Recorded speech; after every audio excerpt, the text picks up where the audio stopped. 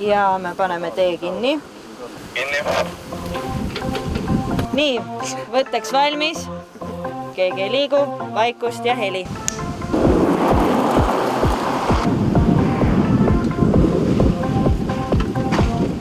Opel Astra kuulsusrikas lõpp jäädvustati Eesti filmilukku Valgamaal Hummuli kandis. Hendrik Toompere juuniori kehastatava peategelase 27-aastase Allari jaoks said filmiloos sellest sõpradega üle elatud avariist alguse eneseotsingud segasel ajajärgul. Filmiloo juures on see väga oluline kaader, et see on üpriski filmi algusest see tseen ja see on koht, mis paneb peategelase Allari, keda siis Hendrik Toompere juunior mängib oma elu veidi ümber hindama ja sealt tema nagu kogu see põhimõtteliselt seiklus, mis meil nagu läbi filmi hakkab lahti kooruma, saabki alguse. Keda mida? Enar, kuule! Tead, et see naine pani Jokoga litsi või? Mida pittu sa ajal? Filmpäevad, mis ajasid segadusse, viib vaataja kuumade 90-ndate radadele, täpsemalt 1997. aasta Lõuna-Eesti külakolkasse. Ei ole mafioosnik, olen lihtne maapoiss, tavalisest lihtsast perest, siuke kutt, kelle elu on siiani koosnenud valdavalt siis pidudest, autoga paarutamisest, poes passimisest, ülinorimisest ja ütleme, rohkem tal justkui nagu elust ette polegi näidata. Ja siis ühel hetkel sigineb tema hinge kahtlus või soov leida nagu midagi muud. Tekib küsimus, et kas see ongi kõik, mida elul on pakkuda.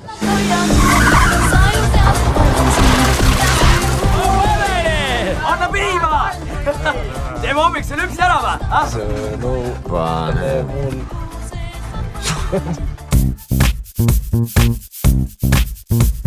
Režissöör Triin Ruumeti juhtimisel on võtted kestnud paari nädala jagu ning seni kõige keerulisemaks kujunes päev, mil võeti üles autoõnnetuse stseeni. Opeli roolis oli Eesti ainus kaskadöör Enar Tarmo. Ma tavaliselt olen kehaks kellelegi. Ja kui tihti seda Eesti filmides ette tuleb? No ütleme siis nii, et erinevates rollides piisavalt tihti, aga no sellist asja ei saa võib-olla teha nagu rohkem kui iga 5 aasta tagant. Koos mannekeenidest reisikaaslastega kujunes sisseehitatud turvapuuriga auto üle katuse keeramine aega nõudvaks ülesandeks. Et praegu prooviks äkki siis vastupidi, et ma ei võtaks seda vibama siin kohe siin alguses, vaid nagu seal kuskil siis siit kaamerast mingisugune 30 meetrit sinnapoole. No ega auto ei taha ise minna üle katuseks, et auto on ikkagi disainitud 4 ratta peal sõitmiseks ja selleks, et ta katuse peale läheks, siis selleks tuleb vaeva näha. Seal on ka oluline nüanss, et inimese nagu alateadlikud refleksid töötavad selle vastu. Nüüd sa pead justkui siis oma peas nagu selle ketta teistpidi panema pöörlema, eks ole, et sa pead just nagu kaasa aitama talle, et ta läheks. Ja siis ütles, et ta läheks nagu sinna, kuhu sa tahad, et ta läheks.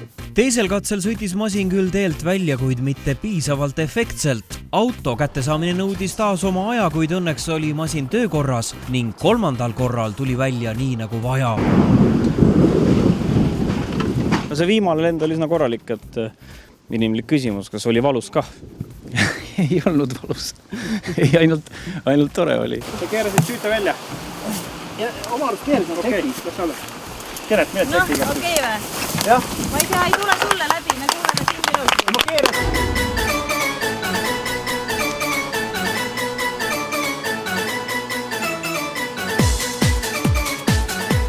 Laariti arveid kohutava hooga ja loomulikult kogu selle asja juurde käib meeletu annus hullust. Kui ma veel päris väike olin, siis ikkagi on esimesena see mehukati. Kõiksugused firmariided ja nende tagaajamine otsiti ju, et Spetjom oleks Adidas ja Nike ja siis üritati kindlaks teha, et mis on originaal, mis on vuffel. Sellest ajast, kui see film oli, siis on ikkagi BMW, Nancy.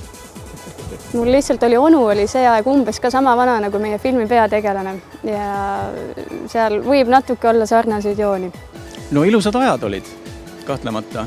Too Quick Start ja Code One ja Best Before, bändid, mille nimes oli number, kaater. Ja? Emil Rutiku loopis rublasid tõstukikorvist.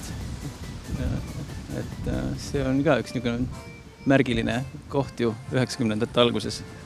kus meil tuli uus raha, mis vahepeal on ju nüüd jälle saanud ju millekski muuks. Noorus on ilus, ilus on ka elu, kallis ja kaunis on me kodumaa. Teda võitnud me vanemate vaprust, hoia ja kaitse sina teda ka. No nagu iga ajast ilmselt on tegelikult mitme erineva tahuga, et ka siin filmis me tegelikult üritame tabada seda ajastut võimalikult mitme kandi pealt.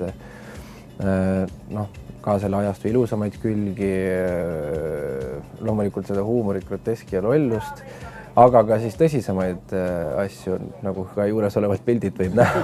Väikest kriminogeenset nooti on ka, et sellist veidikene tumedust ikka, mis seal 90-ndatega käis kaasas ja meil ta avaldub just läbi sellise veidikene hämara metsavargusäri, mis oli ka väga aktuaalne siis.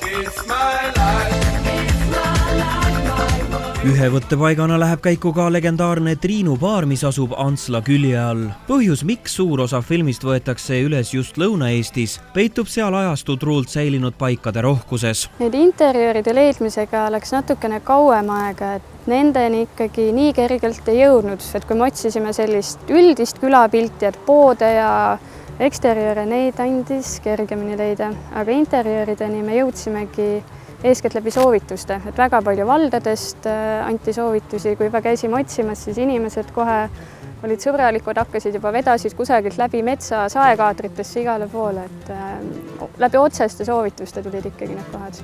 On mõned kohad, kus on see arhitektuur ja kõik on ikka võrdlemisi autentselt säilinud, mis on mingid mõttes üllatav, aga teisest küljest jälle arusaadav ka, et ega ei olegi inimestel võib-olla jõudu jaksu olnud ümber ehitada seda kõike ja ka vajadust võib-olla. Kui me näiteks seda filmiprojekti alustasime ja tegime arendustreilerit, siis me puutusime kokku kohalike, ka nende väikelinnade väikealevite noormeestega, kes võib öelda, et on veidikene prototüübiks meie tegelastele, aga nendelt sai, kui kuulata seda, mida nemad rääkisid, siis see elu tegelikult on veel värvikam ja sama värvikas kui siin filmis, et ka neilt sai mõningaid nagu stseene, mis võisid sisse minna. Kus teised on? Mendis. Filmis mängivad ka Juhan Ulfsak, Merle Palmiste, Taavi Eelmaa ja paljud teised Eesti tuntud näitlejad. Kinodesse jõuab film 2016. aasta kevadel. Ta ei ole ka päris komöödia ja ta ei ole ka tragöödia, ta on kuskil vahepeal. Ma ei tea, mis sellest välja tuleb, eks näis.